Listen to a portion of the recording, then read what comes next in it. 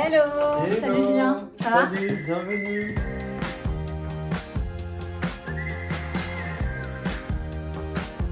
Ça, a priori, ça devrait aller. Bah, parce que tu te dis, merde, peut-être que je dois dire ça, que c'est important. Je suis Julien Sanders, j'ai 33 ans, je vis à Paris depuis 4 ans. Je suis revendeur vintage, je suis aussi expert pour les studios de création à Paris. J'ai un podcast depuis récemment qui s'appelle Le Fil et je travaille aussi avec des commissaires-priseurs pour des ventes aux enchères de mode.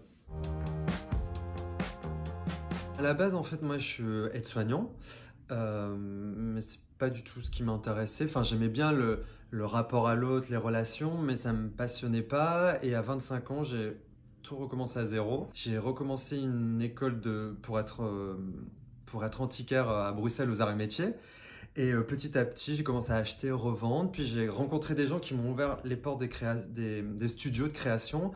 Et là, j'ai découvert qu'en fait, les studios travaillaient énormément avec les vintage et ils avaient besoin de personnes comme moi pour soit faire de la recherche icono ou soit pour leur trouver des pièces. Et c'est comme ça que je me suis retrouvé à travailler avec des grandes marques comme Givenchy. La grande différence entre la seconde main et le vintage, c'est déjà que la seconde main, c'est la mode actuelle, enfin la mode assez récente. Donc, en général, c'est de la fast fashion, pas que, mais essentiellement. Et le vintage, c'est vraiment des pièces où, en général, elles ont une patine, elles ont une histoire, elles sont la transmission de quelque chose. Elles parlent aussi de la région d'où on vient. Quand tu regardes l'étiquette d'un vêtement, tu vois plein d'infos, le Made in France. Et puis aussi, le vintage, c'est une tendance actuelle pour lutter contre la surconsommation, contre la pollution et contre la fast fashion. Parce qu'en fait, il y a une histoire. Et moi, je suis fasciné par les histoires. Et puis, il y a une idée de transmission aussi. Quand on achète un blazer, quand on achète un pull, on se raconte une histoire. Enfin, un pull des années 70, on projette plein d'images qui sont des images fantasmées, évidemment. Mais c'est ça qui me plaît dans le vintage. C'est aussi l'idée de chiner, de dire « Ah, je vais acheter ça, je vais trouver ça », de ne pas savoir ce qu'on va trouver. Donc, parfois, il y a des moments où c'est hyper cool et des moments où tu es là « Mais pourquoi j'ai passé ma journée à rien trouver ?» Mon boulot en tant qu'expert mode pour les studios, c'est très simple. En fait, les studios n'ont pas beaucoup de temps de chercher du vintage, ils n'ont surtout pas le réseau. Et donc, ils m'appellent et ils me disent, voilà Julien, on a un brief. Par exemple, pour des sacs à main, ils vont me dire, on va chercher tel type de sac à main. Et moi, je viens et je leur dis, voilà, j'ai trouvé ça, ça, ça, ça. Est-ce que ça vous intéresse? Et on commence à décortiquer un peu les recherches pour qu'au final, ils aient vraiment les pièces vintage qu'ils recherchent. Après, il y a aussi toute une partie icono, recherche iconographique.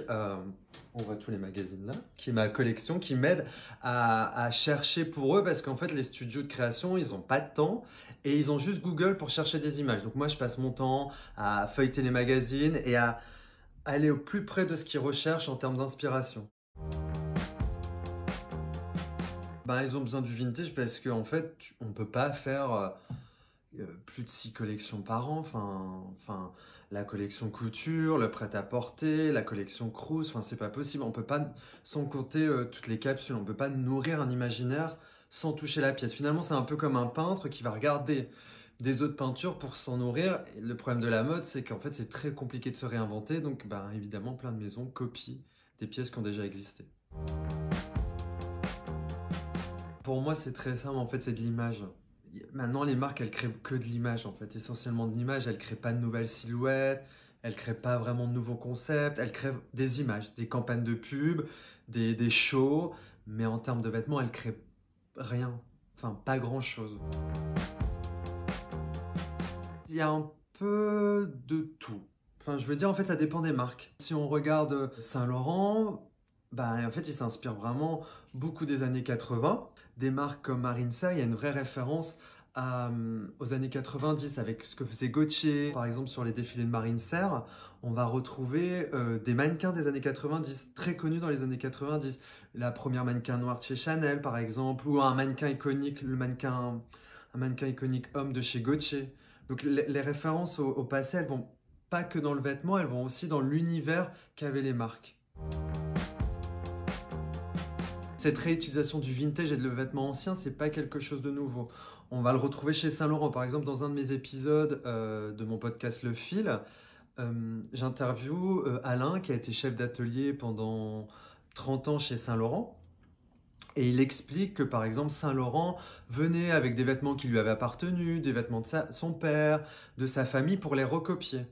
Il y a eu une période où il m'amenait beaucoup de vêtements qu'il retrouvait dans des malles qui avaient appartenu à son grand-père. J'aimerais bien que vous me refassiez mais pour femme.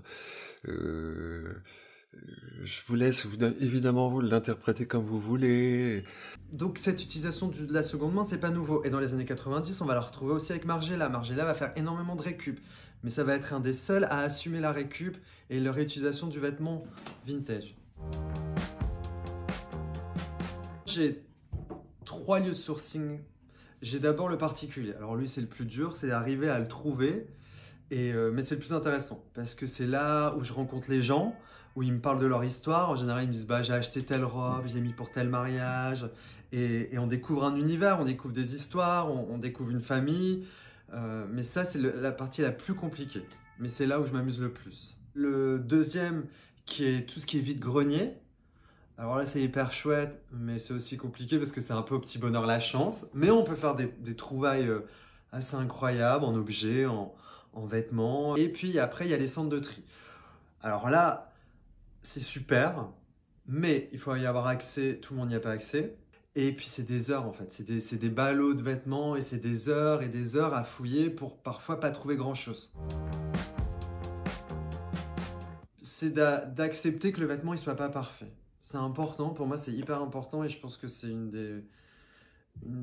des grandes déconstructions que doit faire la cliente qui achète du vintage, c'est comprendre que le vêtement il peut pas toujours être parfait et que parfois quand ça a été raccommodé, ça fait une patine et c'est comme un joli meuble, ça peut être très joli.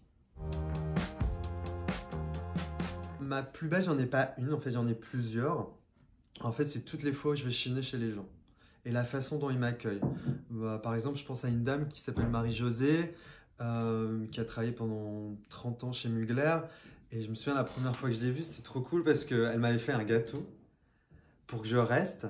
Et elle m'avait sorti toutes ses photos et elle m'avait montré, elle m'avait dit ah, regarde là, je travaillais avec lui, là c'est ça. Et j'ai appris plein de choses. Ben, le fil, il est né parce qu'en fait, je voulais permettre à des gens, aux gens qui travaillent dans les coulisses de la mode, de pouvoir enfin se raconter.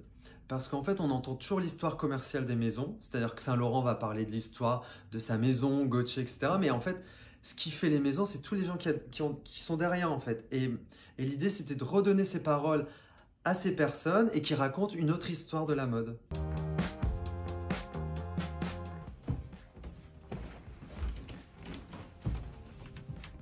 Alors bah ici il y a beaucoup de pièces, je sais pas, doit y avoir 1000 pièces. Alors ça tu vois c'est 2 pièces que je viens de chiner, que j'ai chiné chez une dame qui a travaillé chez Saint-Laurent la semaine dernière. Ça c'est une robe Saint-Laurent 1985 qui était dans la publicité, une des publicités dessinées. Bah ça c'est chez une dame dont j'ai parlé tout à l'heure, Marie-Josée, qui a travaillé chez Mugler. Voilà, après il y a, tu sais, il y a de tout, tu vois par exemple il va y avoir des petits blazers comme ça qu'on peut retrouver sur Imparfaite. Il va avoir cette veste qui est une toute petite veste qui a été réalisée par une couturière. Ce qui m'attire quand je chine une pièce, en général c'est le print. Surtout s'il est dans un amas de vêtements, c'est le print.